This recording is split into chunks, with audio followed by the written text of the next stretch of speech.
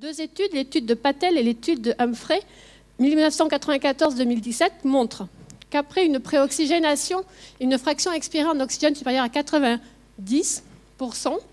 les enfants de 0 à 6 mois, vous aurez moins de 2 minutes pour intuber la trachée. Entre 6 mois et 24 mois, 2 minutes.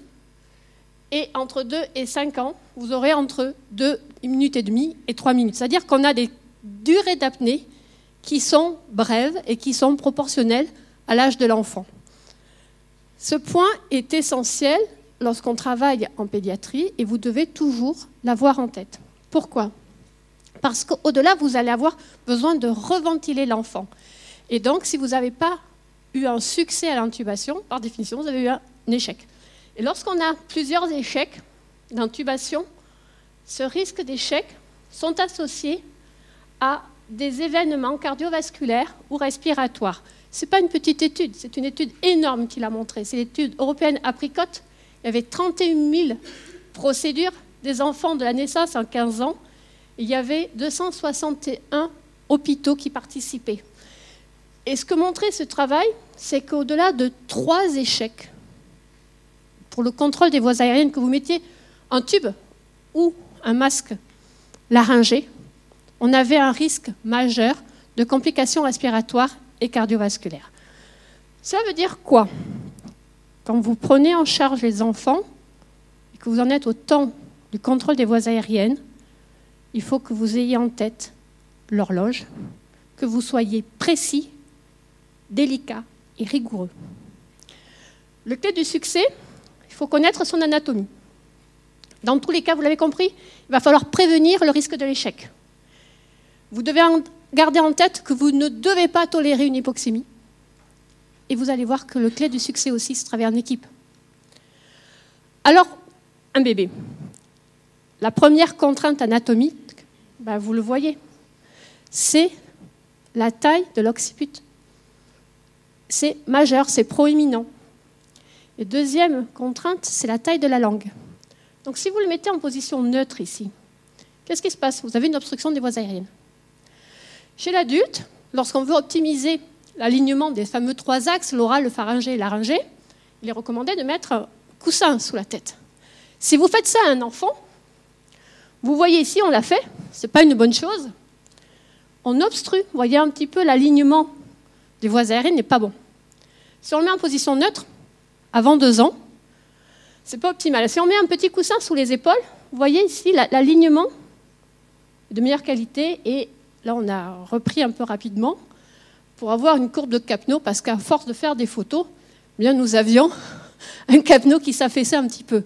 Donc l'idéal, c'est un coussin sous les épaules et avec une position un peu en sniffing pour ensuite avoir cet alignement des axes oral, pharyngé, laryngé.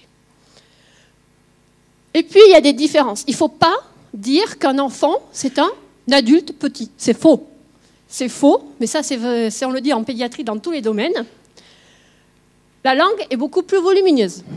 Ensuite, chez l'enfant, gardez en tête qu'il y a un développement des amygdales et des végétations qui va entraîner une obstruction à ce niveau-là. Et puis après, vous avez l'épiglotte. L'épiglotte d'un adulte, tel que vous le voyez lors de vos stages, chez l'enfant, c'est extrêmement difficile. Vous avez en oméga ou en U selon l'âge. Donc, beaucoup de différences. Et puis, il y a la projection également du larynx en fonction du niveau cervical. À 1 mois, vous voyez ici l'épiglotte, les cordes vocales ici, je ne l'ai pas mis parce que sinon on ne voyait plus rien, et le cartilage cricoïde. Et ça se projette au niveau de C2, C3. Alors que chez l'adulte, ou chez l'enfant ici de 15 ans, on est plutôt en regard de C5, C6. Donc la position de larynx, elle est très haute et elle est très en avant. Donc c'est ça qui va vous rendre l'intubation complexe. Regardons maintenant le larynx. J'ai pris les dessins d'un livre qui était sacré à ma patronne, qui s'appelait Anne-Marie Cross, et j'ai essayé de vous les représenter ici. Donc, c'était un livre qu'elle travaillait beaucoup sur ce livre des années 96. L'épiglotte de l'adulte est beaucoup plus grande que celle de l'enfant, et celle de l'enfant va avoir tendance à plus basculer sur le larynx. Après, vous avez le cartilage thyroïde, et là, j'attire votre attention, parce qu'on en reviendra à la fin du topo, sur la taille de la membrane cricothyroïdienne. Regardez chez l'adulte et regardez la taille chez l'enfant. Elle est extrêmement petite. Si on regarde ce qui se passe sur la partie postérieure.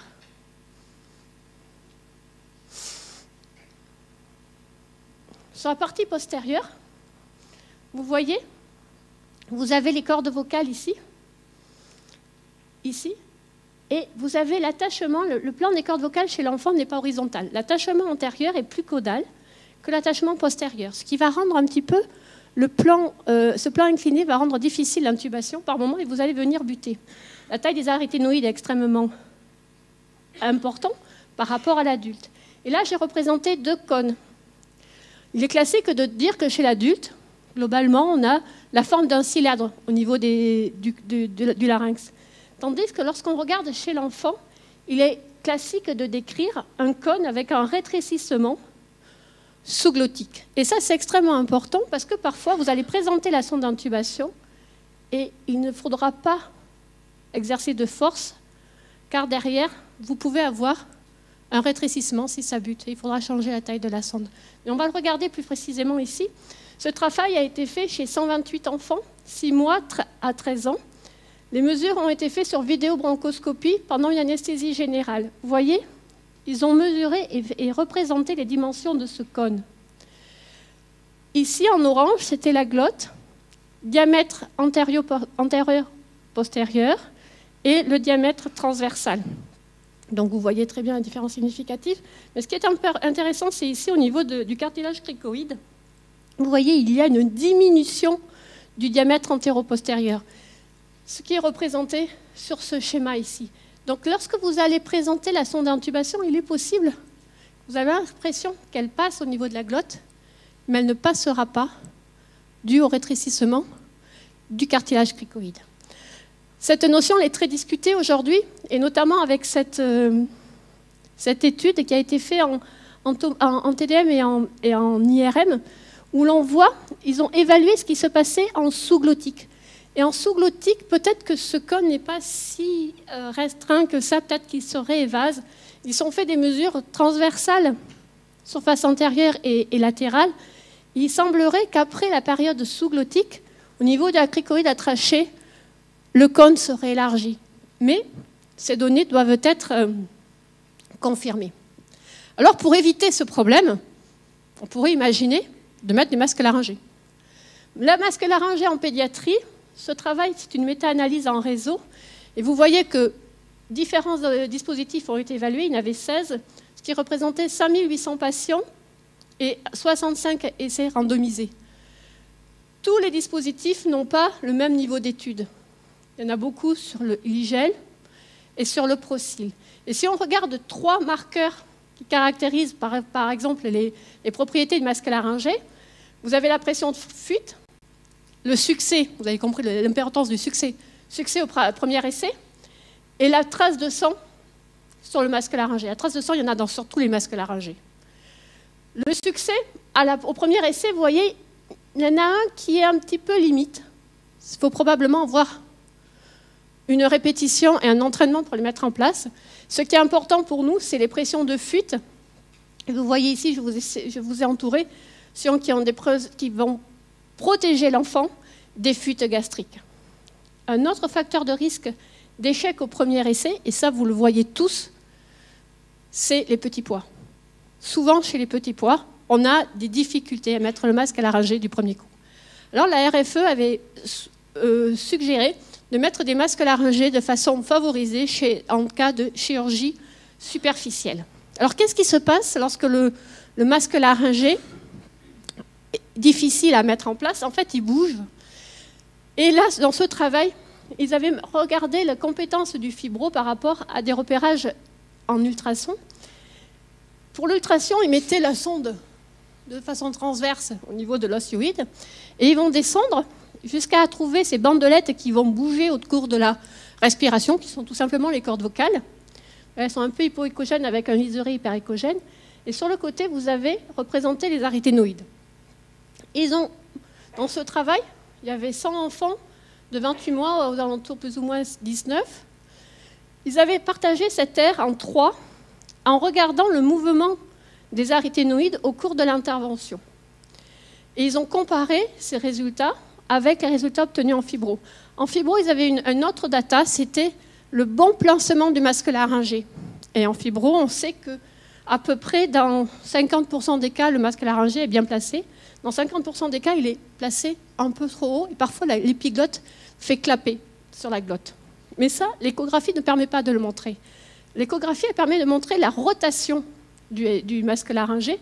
Et là, vous voyez, par exemple, un masque laryngé en place avec des arythénoïdes parfaitement symétriques.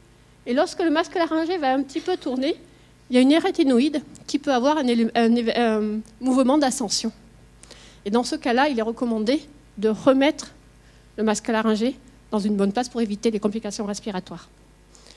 Mais l'échographie peut avoir une autre place aussi sur les voies aériennes. C'est pour déterminer au mieux le diamètre interne de la sonde d'intubation. Aujourd'hui, en clinique classique, on utilise des formules de Kine pour les sondes à ballonner, sans ballonner la formule de Cole, et on a une approximation sur le diamètre interne à mettre chez les enfants. Mais dans ce travail, pareil, même technique échographique, on met la sonde et on descend progressivement, et on va mesurer le diamètre au niveau du cartilage cricoïde. Et est-ce que ce repérage est efficace? Dans ce travail, il montrait que dans 100% des cas, on avait un meilleur résultat du premier coup dans le choix de la sonde. Le diamètre était le bon lorsqu'on comparait, quand on utilisait l'échographe par rapport à des formules mathématiques. Et c'était presque aussi bien que l'âge, mais vous le voyez, un peu moins. Donc l'échographe pourrait nous aider dans ce cadre-là pour avoir d'emblée la bonne taille de sonde et avoir évité de changer de dispositif au cours de l'intubation.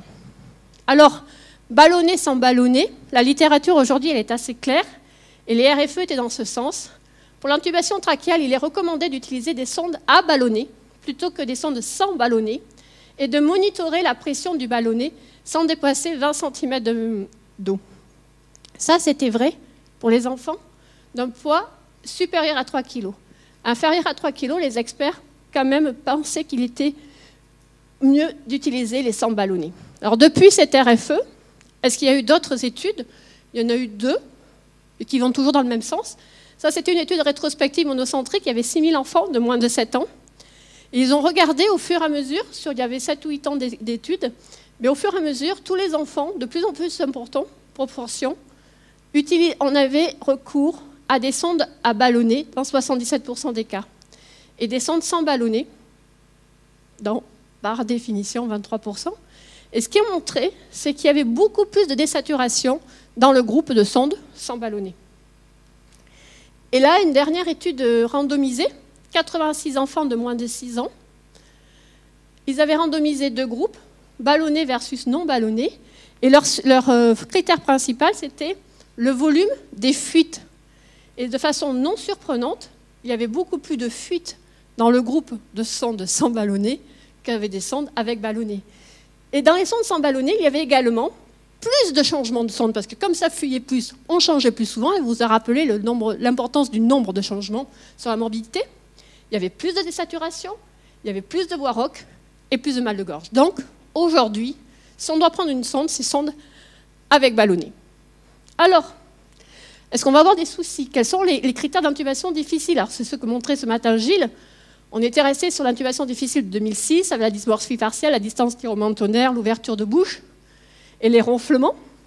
La malinpathie, aujourd'hui, on ne peut pas l'utiliser chez les enfants de moins de 6 ans. Et il y a certaines études qui ont été publiées depuis, qui montrent peut-être l'intérêt de la mesure entre la lèvre inférieure et le menton. C'est sûr, si je vous mets un enfant comme ça, vous allez très vite comprendre l'intérêt de cette mesure. Mais il y a surtout un syndrome polymalformatif dessous. D'autres facteurs de risque d'intubation en pédiatrie, dans ce travail, il y avait 11 000 anesthésies générales, c'est une étude rétrospective monocentrique, et le critère principal était une Cormac 3 ou 4. Et les facteurs de risque, c'était un score ASA entre 3 et 4, des enfants de moins de 1 an, vous vous rappelez les diapos du rachis, Un BMI de petit poids, les petits poids peuvent être des facteurs de risque d'intubation difficile. La chirurgie cardiologique et la malampathie ne peut être évaluée qu'à partir de 6 ans. Et le dernier registre est le registre PEDI, 13 hôpitaux, 1000 enfants avec une intubation difficile. Et les facteurs de risque étaient toujours les mêmes, syndrome malformatif, micrognathie, ouverture de bouche limitée, distance thyromentonnière limitée, et surtout, il faut garder en tête que ces syndromes polymalformatifs, souvent, ont des anomalies de la mobilité du rachis cervical. Alors, ces syndromes, on en a vu ce matin, il y en a des multiples. La question qu'il faut se poser, c'est y a-t-il une anomalie? Et si oui, à quel niveau? Alors, il y en a certains, c'est assez simple, hein, la trisomie 21 ou les mucopolysaccharidoses, c'est à tous les niveaux.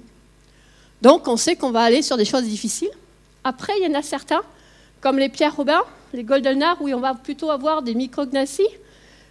D'autres, comme le syndrome de Hunter et Hüller, qui est, je crois, une forme de polymucosaccharidose, on va avoir aussi une macroglossie.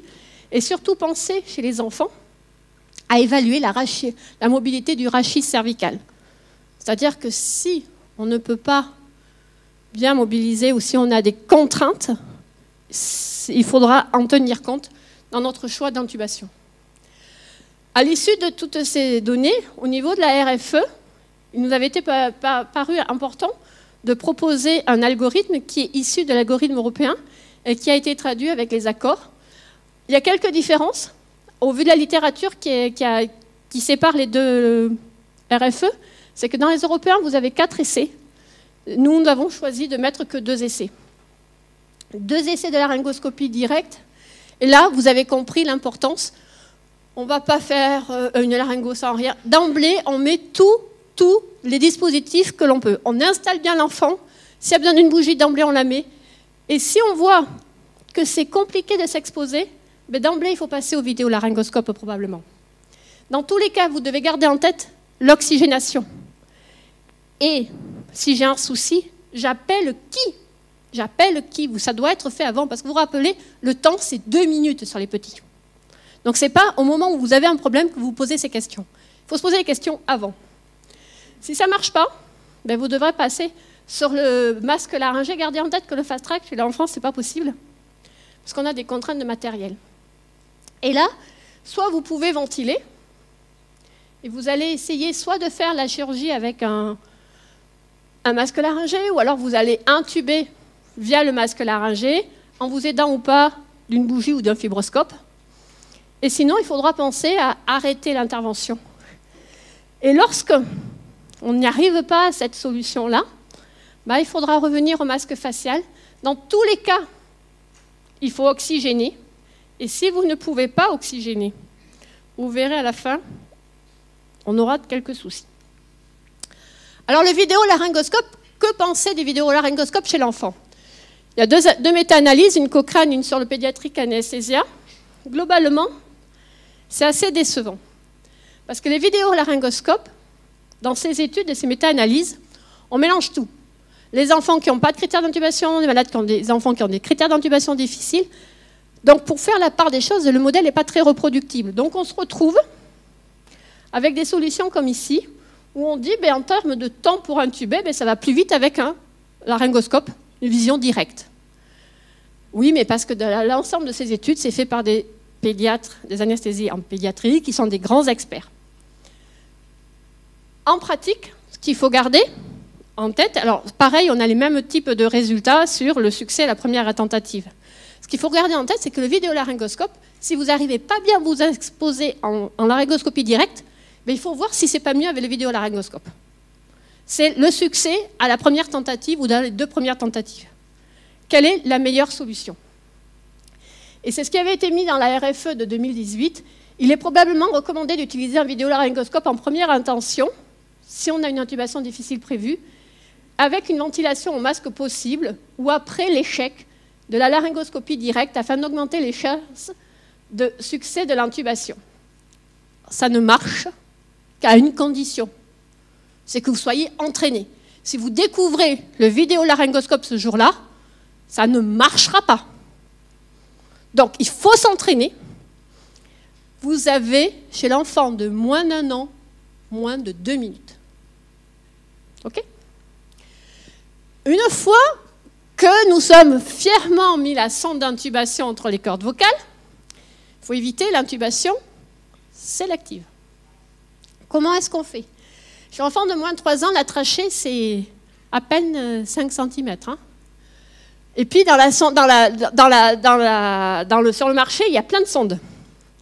Dans ce travail, là, il en avait évalué 7. La question, est-ce que le liseré noir est un repère fiable? Alors, vous voyez déjà, toutes n'en ont pas. Ça commence bien. Toutes n'ont pas de liseré noir. Et celui-là me paraît un peu moins visible que celui-là. Et en plus, il n'a pas la même distance de l'extrémité que la première sonde, par exemple. Donc le liseré noir va vous permettre quoi? D'abord, il faut le voir. Il faut qu'il soit présent. Il va vous permettre de savoir si votre ballonnet est sous les cordes vocales. Il va éviter d'avoir un ballonnet au-dessus, par définition. Parce que si vous disparaissez entre les cordes vocales, c'est qu'il est dessous. En revanche, il ne vous permettra pas, systématiquement, d'éviter une intubation sélective. Donc, il faudra faire attention. Donc, la sonde d'intubation, on définit son diamètre interne en fonction de l'âge. J'attire juste votre attention sur une petite photo qu'on avait fait dans le service, tandis qu'on essayait des sondes d'intubation. Ces deux sondes-là, elles ont le même diamètre intérieur. Elles ont le même diamètre intérieur. En extérieur, c'est ce qui doit passer, hein. Le ballonnet, vous voyez, c'est pas tout à fait pareil. Donc, quand vous changez de marché ou des choses comme ça, soyez vigilants sur la qualité de vos sondes. Le but, c'est quoi? C'est d'éviter les lésions de la muqueuse. Dans les lésions de la muqueuse, il y a 2 mécanismes majeurs. C'est les mouvements de la tête lors de l'intervention. Parce que vous allez, avec la sonde, avoir des pressions itératives, il y aura des abrasions de la muqueuse et des zones de nécrose. Et je vous rappelle l'intérêt d'éviter ces types de complications. Chez l'enfant, vous avez ici la lumière de l'espace sous-glottique par rapport à l'adulte. Et parfois, ces enfants, ils ont des hyperréactivités bronchiques ou des voies aériennes en permanence hyperirritées. Vous avez souvent un œdème associé.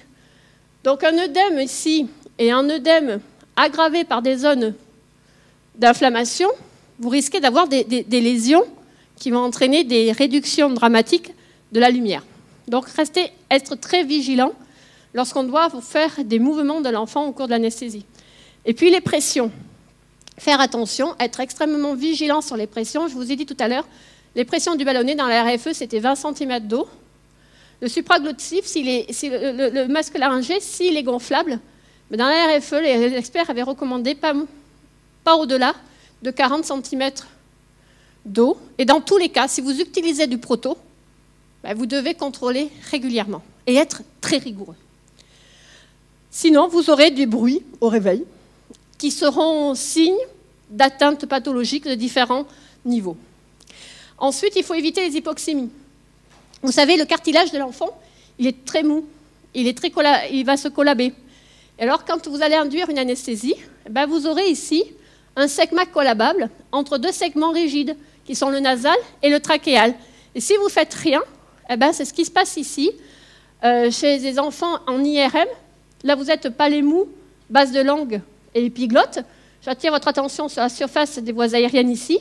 On augmente les concentrations de sévoflurane de 0,5 à 1,5 et regardez la tranche de section des voies aériennes. Elle va diminuer sur le diamètre antéro-postérieur et transverse de façon concentration dépendante. On a la même chose avec le propofol. Et qu'est-ce qu'il faut faire? Il faut probablement augmenter les niveaux de pression et proposer une ventilation avec une CPAP et au mieux de l'aide inspiratoire. Il faut également optimiser les conditions d'intubation. Alors, soit on choisit un protocole avec l'anesthésie inhalée et on choisit une action synergique entre les morphiniques et le sévoflurane. Si on choisit un protocole d'anesthésie intraveineuse, et ça c'était la RFE, je vais vous la lire parce qu'elle a donné lieu à beaucoup de discussions. C'est hors situation relevant d'une indication à une induction à séquence rapide ou à l'utilisation d'un curare dépolarisant. Il est probablement recommandé d'utiliser un curare non dépolarisant pour améliorer les conditions d'intubation au cours de l'anesthésie générale par induction intraveineuse chez l'enfant. Donc ça, c'était la conclusion des experts. Et puis pendant l'intubation, vous avez dit 2 minutes, c'est pas beaucoup, hein. Donc est-ce qu'on peut faire de l'oxygénation apnéique avec de l'OptiFlow? Donc il y a des canules qui existent adaptables aux enfants. Et si on fait l'apnée simple versus des protocoles d'OptiFlow à 100% d'FiO2, ben vous voyez, vous gagnez peut-être que 30 secondes. Mais 30 secondes, c'est beaucoup par tranche d'âge. Et dans ce travail-là, les enfants n'étaient pas divisés en 2 groupes et en 3 groupes. OptiFlow 100%, OptiFlow 30%. Ils avaient comparé ça avec basse pression d'oxygène, c'est-à-dire oxygène mural, à 0,2 litres kilo minute, à 100%. Et on voyait qu'en termes de délai pour avoir une SPO2 inférieure à 95, il n'y avait pas de différence entre si on mettait les enfants aux lunettes ou si on mettait les enfants en OptiFlow. Dernier point, cannot intubate, cannot oxygenate en pédiatrie. Est-ce qu'on peut facilement faire une ponction de la membrane crico-thyroïdienne? Je ne pense pas. Il faut être entraîné. Ce travail avait été fait par 2 praticiens expérimentés. Ils avaient travaillé sur des lapins morts, donc ça bouge beaucoup moins. 3 kg à 5 kg. La trachée était de 3 à 4 mm. Ils ont fait 60 essais, et malgré ces conditions, on va dire, plutôt favorables, ils n'avaient que 60% de succès. Et parmi ces succès, dans 42% des cas, la trachée était tellement souple qu'on avait 42% de ponction intratrachéale, c'est-à-dire que le mur postérieur était atteint. Donc, le conseil, c'est ne pas aller sur cette étape. Faire tout pour s'arrêter avant. Parce que ce qui peut être simple chez l'adulte, c'est extrêmement dangereux chez l'enfant. Donc, probablement qu'une des solutions, c'est le training, situation rare, risque élevé. La simulation va nous permettre de mieux enchaîner les manœuvres intubation-oxygénation, de diminuer l'incidence du risque, d'améliorer les expertises, de mieux communiquer au sein de l'équipe et d'éviter les complications chez l'enfant. Donc probablement, mon message, c'est 1, vous avez compris, c'est priorité à l'oxygénation, bien installer l'enfant, contrôler bien maîtriser l'anatomie, évaluer le risque, faire un débrief avant, parce que vous n'avez que 2 minutes pour vous organiser. Donc quelle stratégie, quel matériel, quel besoin, qui fait quoi, et le secret, c'est être rigoureux, rapide, précis, délicat. Il faut vous entraîner. Merci.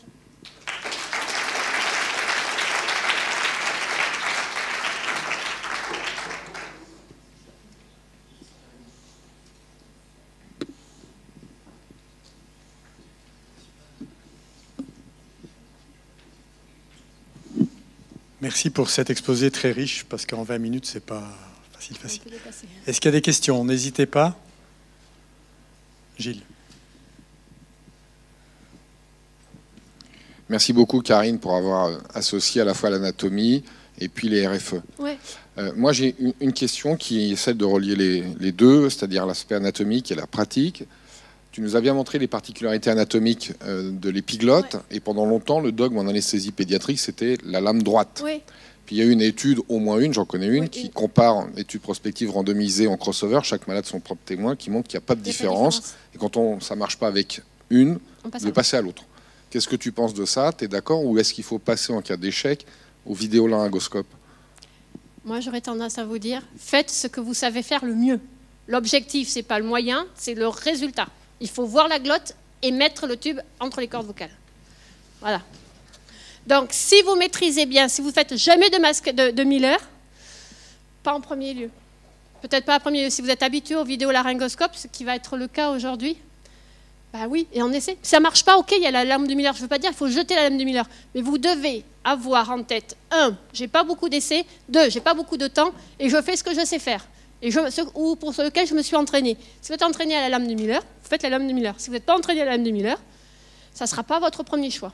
Vous augmentez toutes les chances que vous avez d'emblée.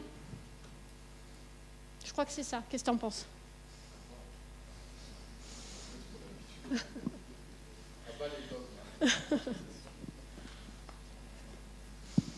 Mais moi, je ne les jetterai pas quand même encore, les lames de Miller. C'est trop tôt.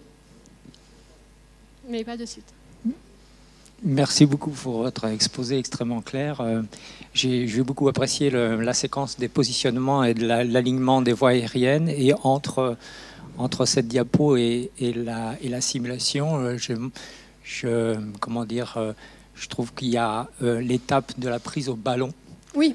Et qui me semble absolument aussi faire l'objet d'un champ entier de formation et de simulation, parce qu'on a des petits mannequins qui s'y prêtent assez bien. On a beau être, semble-t-il, qualifié, on se retrouve toujours devant un enfant avec une situation complètement différente et on doit rechercher un petit peu la bonne position, a fortiori dans les situations que vous avez citées de malformation crânio-faciale. Donc, je voudrais savoir si ça fait partie d'un projet toujours quotidien, quoi. Alors, la ventilation, c'est extrêmement important. Les Asiatiques, du fait de leur faciès, souvent, mettent, avant de mettre le masque facial, mettent souvent des lunettes pour l'oxygénation apnéique. Ce qu'on sait, nous, sur nos morphologies, c'est qu'il ne faut pas qu'il y ait de fuite pour que la préoxygénation soit efficace. Donc, ensuite, la ventilation, aujourd'hui, ce que montrent les études, c'est que tant qu'on n'a pas de désaturation majeure et qu'on peut le faire, probablement qu'il est plus pertinent d'utiliser des circuits machines avec de l'aide inspiratoire et des PEP plutôt que du ballon où on va avoir un risque de volo et barotraumatisme et surtout d'insuffler la poche gastrique qui va entraîner une ascension, là c'est le bad trip, hein, l'ascension de la coupole diaphragmatique, et on va diminuer nos réserves. Donc probablement que bien maîtriser la ventilation, c'est un topo à part entière, hein, et qui doit faire partie de nos pensées à l'oxygénation apnéique, mais l'oxygénation apnéique ne permettra pas de récupérer, peut-être juste, il faudra d'abord réoxygéner l'enfant. Et bien sûr, il faut savoir le faire. Mais déjà, il faut bien installer l'enfant. Bonjour Karine, merci beaucoup pour ta présentation. Une petite question pratique. Tu as mis en avant l'importance du vidéo laryngoscope dans un algorithme d'intubation qui devient rapidement difficile. Oui. Et tu as insisté sur la courbe d'apprentissage ou l'entraînement. Oui. Alors, est-ce que tu pourrais nous préciser un petit peu plus pour toi, quelle est la courbe d'apprentissage pour l'utilisation efficace d'un vidéolaryngoscope et comment par la suite s'entraîner pour maintenir son niveau optimal pour ces intubations qui sont difficiles? Alors ce que je veux dire, c'est vrai pour l'enfant comme pour l'adulte. C'est-à-dire qu'on ne doit pas utiliser le vidéolaryngoscope uniquement dans les situations difficiles, il faut le faire de façon régulière. Et si on le fait, ne serait-ce que chez les enfants qui ont au moins 1 ou 2 critères d'intubation difficiles, on va voir qu'on en voit régulièrement. Donc, c'est pas se dire « Oh, je vais m'appliquer, ça va passer », mais avoir le choix un petit peu et le garder en tête qu'il faut s'entraîner pour pas que ça soit péjoratif le jour où il y aura une difficulté. Donc, avoir l'indication peut être un peu facile au drame de certains économistes, mais il est probable qu'il faut se forcer à les utiliser, même si on sait que ça va nous prendre un peu plus de temps, et si on peut pas forcément améliorer nos compétences, mais on aura au moins amélioré la compétence de l'entraînement.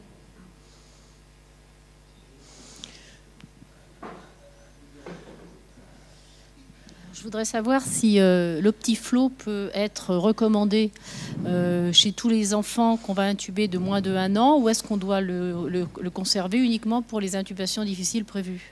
Alors, c'est une question. Je ne sais pas si vous avez... On est passé vite parce qu'en 20 minutes, c'était challenge. Les études que je vous ai montrées, il y en a 2 ou 3. C'est juste le début. Elles datent de 2017-2018. On n'a pas encore assez de recul. On doit réfléchir sur l'oxygénation apnéique. Au pire, l'Optiflow pour tout le monde, ça veut dire qu'il faut qu'il soit en salle et qu'il soit monté. Parce qu'en 2 minutes, il faut que ça tout soit prêt. Donc, déjà, si on prend l'habitude de mettre des petites sondes d'oxygène, on va voir ce que ça donne. Et puis, le jour où on pourra, il y aura plus d'études et peut-être qu'on verra un vrai intérêt. Je pense que le message, c'est oxygénation apnéique. Je crois que c'est ça.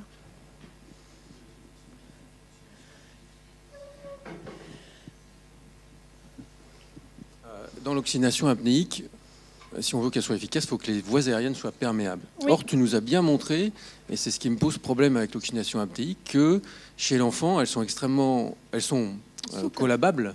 Elles se collabent, notamment sous anesthésie. Oui. Et du coup, qu'est-ce que tu nous préconises pour maintenir ces voies aériennes le plus perméables possible, alors qu'elles sont déjà effondrées, et qu'on veut assurer l'oxygénation apnéique? On va l'assurer pendant qu'on intube. Donc il va falloir qu'on libère les voies, par définition, sinon on ne passera pas ni le laryngo, ni le... Donc c'est dans ce cadre-là. Mais c'est sûr, c'est pour ça que je dis que si on a une désaturation, l'oxygénation apnéique ne sera pas suffisante, parce qu'il faudra libérer, luxer, mettre une bonne installation, et il sera extrêmement important, comme tu dis, de libérer. Donc ça peut être qu'un moyen, je pense, aujourd'hui la littérature est dans ce cadre-là, et c'est mécaniquement, ça s'explique, c'est une fois qu'on a une bonne réserve, on libère la tête de l'enfant, et pendant l'intubation, par définition, on va libérer les voies aériennes, et c'est peut-être amener de l'oxygène pendant ce moment-là. J'ai une question. Je reçois beaucoup d'argent, et donc je peux choisir entre un vidéolaryngoscope avec un canal guide, donc AirTrack, ou bien un autre, Glascope et tous les autres, McGrath et tout. Quel est le meilleur choix? Ou sur quoi baser mon... Alors, sur quoi? C'est un. Moi, je pense qu'il faut... S'il y a beaucoup d'argent, il faut aller deux. Il faut les deux, parce que chacun a ses avantages. Parfois, de bien centrer avec un guide, c'est difficile, surtout sur des malformations, si on a des hémangiomes, des choses comme ça. Donc, il faut les deux, il faut s'entraîner sur les deux. Et aujourd'hui, dans la littérature de la pédiatrie, il n'y a pas l'un plus que l'autre. Il y a deux qui sont très étudiés, qui sont le Glascope et l'AirTrack, mais dire qu'il y en a un de mieux que l'autre, non. Probablement, je dirais plutôt les deux techniques, avec et sans guide, sans canal guide, ça c'est bien, qu'on ait les deux, parce qu'aujourd'hui, avec tous les syndromes polymalformatifs, plus tout le vasculaire qu'on voit arriver avec la radio et tout ça, c'est difficile de dire qu'un vidéo correspondra à toutes nos attentes. Donc si vous avez beaucoup d'argent, c'est les deux. J'ai une dernière question, si on a le temps. La situation dramatique, on ne peut pas intuber, on ne peut pas ventiler. Je voudrais avoir ton avis sur l'intubation rétrograde guidée par échographie. Alors... C'est-à-dire que, tu vois, comme tu nous l'as dit, effectivement, la cricothyroïdotomie, on est très, très embêtés. Enfin, vous êtes très embêtés, parce que je ne travaille pas beaucoup chez l'enfant, moi, parce que les voies aériennes sont toutes petites et donc c'est extrêmement difficile. Est-ce que l'échographie, entre guillemets, mon message, ma question, c'est plutôt ça.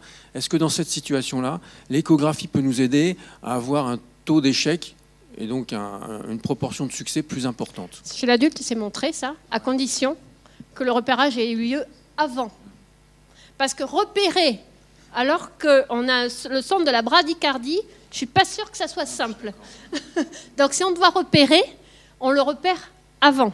Et on trace avant.